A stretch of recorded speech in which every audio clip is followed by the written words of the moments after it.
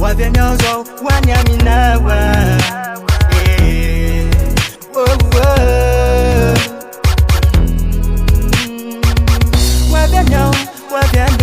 Wavenyozo wanyaminawa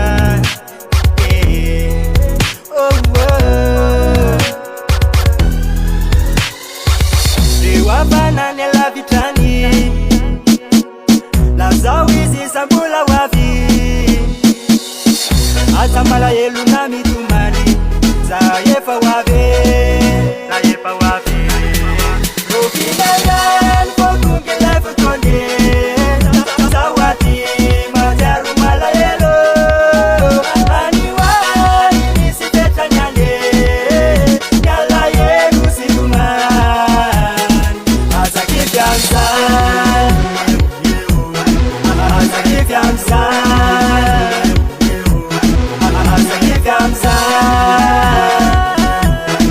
Azakifyamsan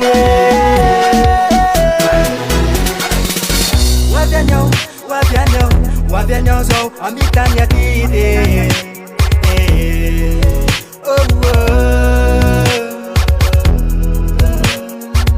Yutapa Gasy na mana Lazao izi sambula wabe Azamala yelu na mitumani Zayefa wabe